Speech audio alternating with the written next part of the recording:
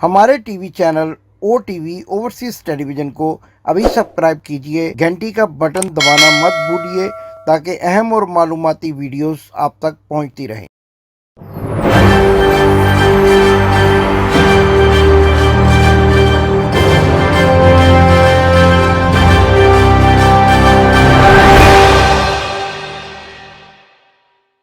बिस्मिल्लाहिर्रहमानिर्रहीम। नाजरीन, मैं हूं आपका होस्ट इमदाद हुसैन शहजाद, लंदन से आपकी खिदमत में लंदन टॉक लेकर हाजिर हूं।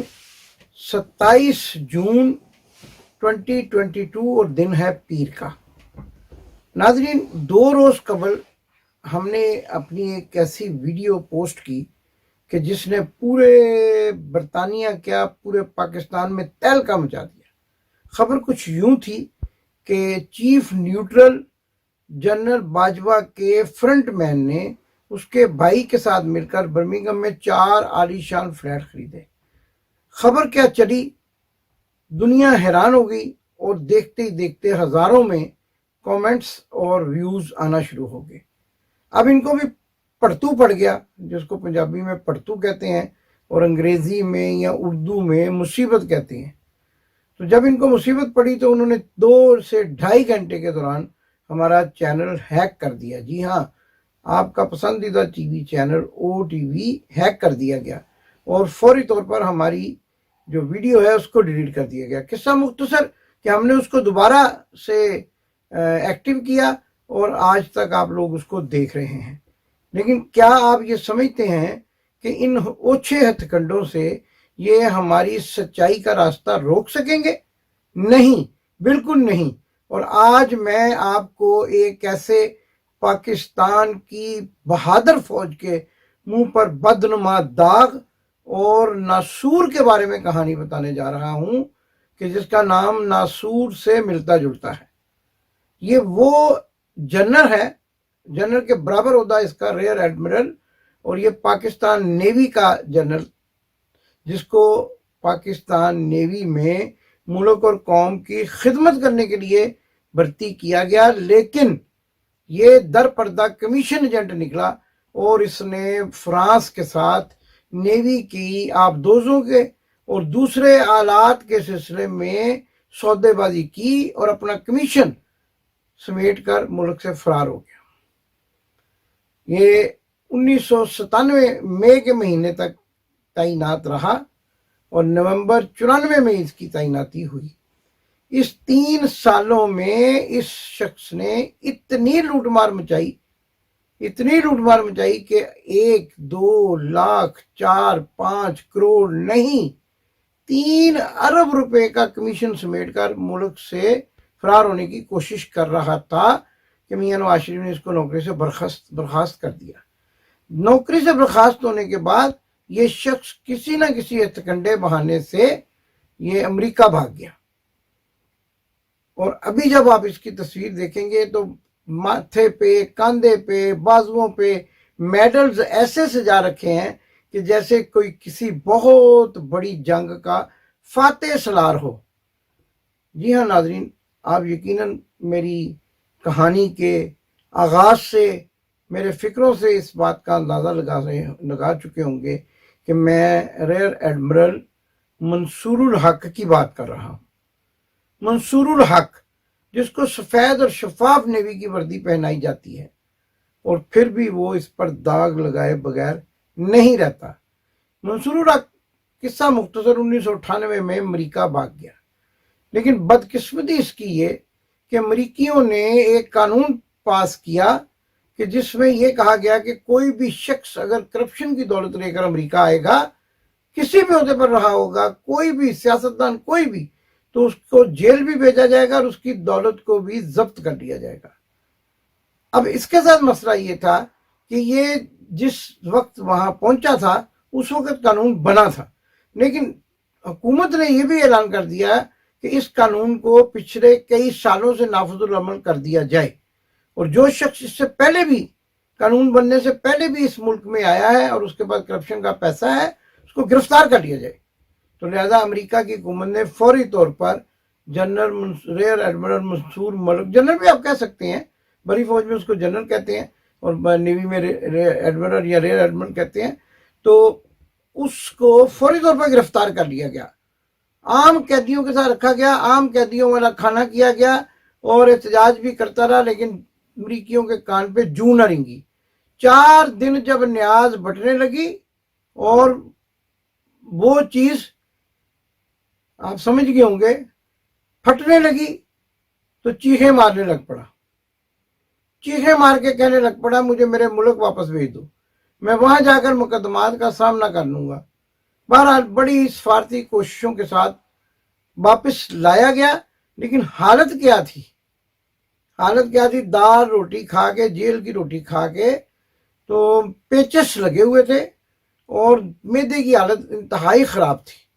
یہاں لا کر اور جہاز کے اندر ہاتھ کڑی لگائی گئی، اور وہ ہاتھ کڑی کی جو یعنی اس کی جو کی ہے اور اس کے جو سنگل ہیں، وہ جہاز کی سیٹ کے ساتھ پیچھے باندھ کے 7 سے 8 بلکہ زیادہ گھنٹوں کا سفر پاکستان تک کروایا گیا اور کراچی اتارا گیا۔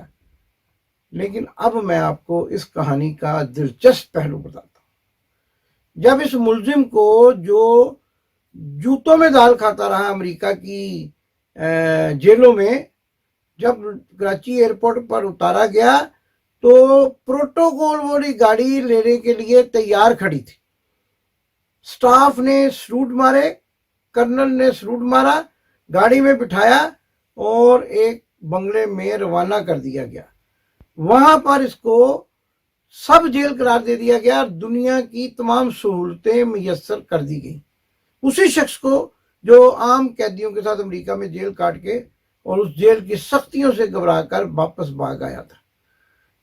اب اس کے گھر کو جب سب جیل قرار دے دیا گیا تو تفتیشی ٹیمیں اس سے تفتیش کرنے کے لیے بھی اس کے گھر آتی تھی، FIA کی ٹیمیں، اور یہ کسی دفتر میں جا کے بیان نہیں دیتا تھا۔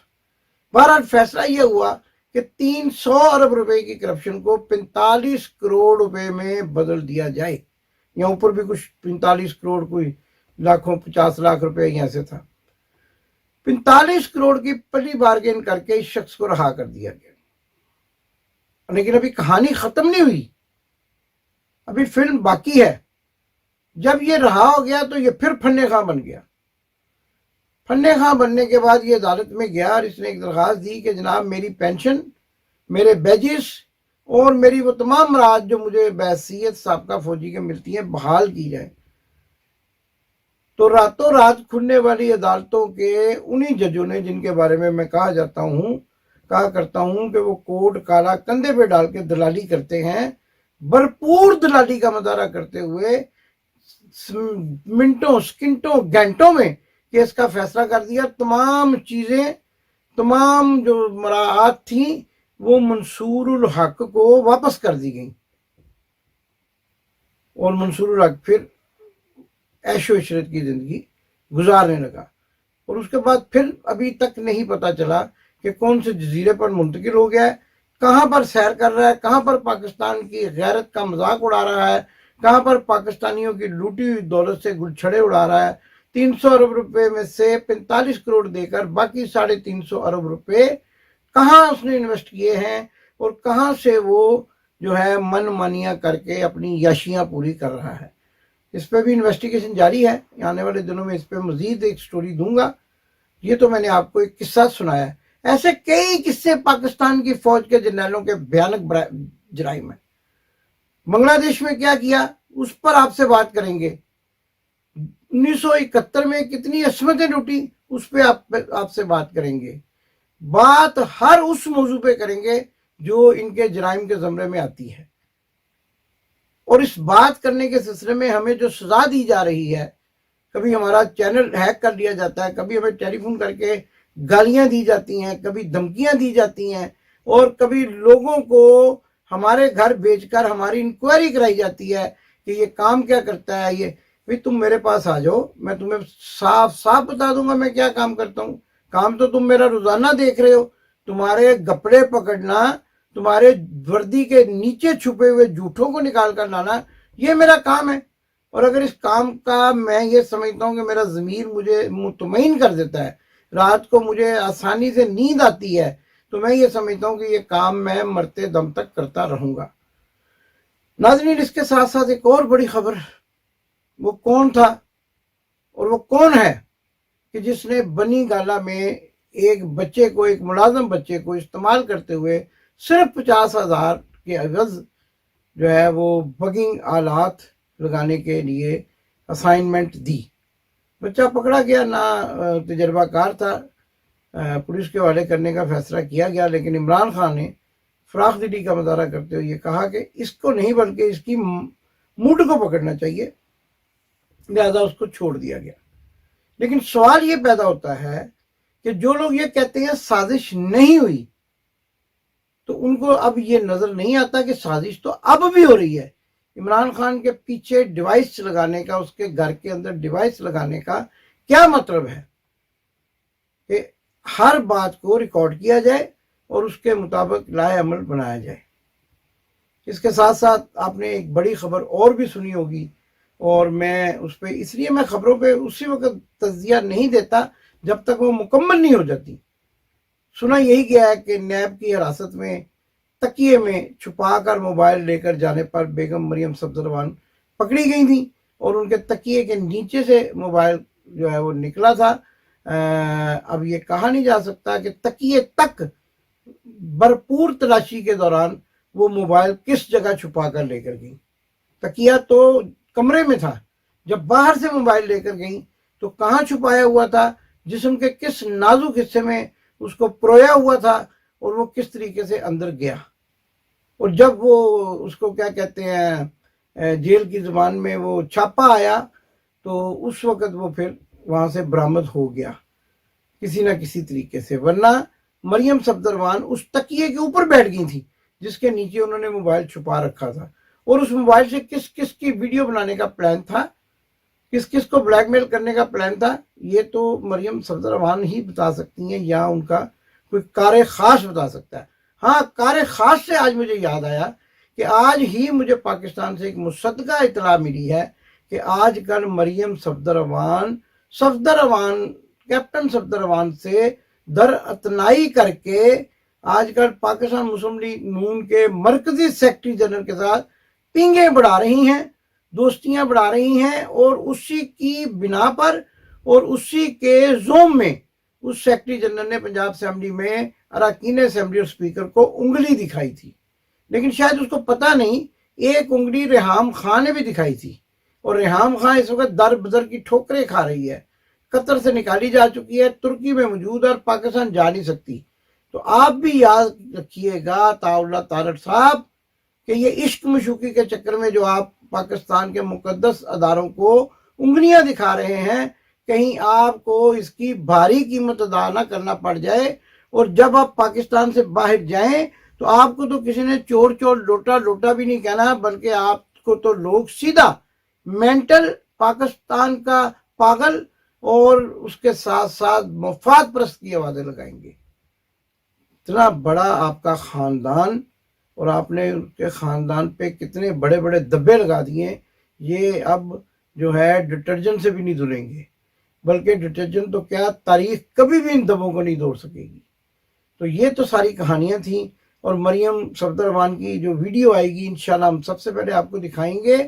लेकिन हमने आपको उस जर्नैल की कहानी सुना दी कि जो अमेरिका में पकड़ा गया था और आजकल फिर याशियाँ कर रहा है, और उसको तमाम राहत वापस मिल चुकी हैं। उसके साथ साथ हमने आपको नई इश्क कहानी भी सुना दी, नई दोस्ती की कहानी भी सुना दी, और ये भी सुना दिया कि नानी अम्मा जुनैद सफदर अपने बेटे की उम्र के शख्स के साथ क्या ठकेनियां कर रही हैं, क्या पींगे डाल रही हैं, क्या झूले झूल रही हैं, क्योंकि सावन के दिन आए झूला कौन झुलाए। तो झूला झुलाने वाले अब आ चुके हैं और सावन के दिन भी आ चुके हैं। लेकिन मुझे तो यूं लग रहा है कि इस सावन के बाद बड़ा तूफान आने वाला है, और पाकिस्तान मुस्लिम लीग और उनके हवारी जो इस पाकिस्तान के साथ खेरवाड़ कर रहे हैं, लपेटे जाएंगे उस तूफान की जद में, और फिर इनको अपने चेहरे भी वाज़े नज़र नहीं आ सकेंगे।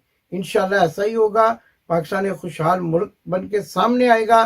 पाकिस्तान जिंदाबाद। आपने अभी तक हमारा चैनल सब्सक्राइब नहीं किया तो अभी सब्सक्राइब करें और बेल आइकॉन को क्लिक करके हमारी लेटेस्ट वीडियोस के बारे में अपडेट जानें।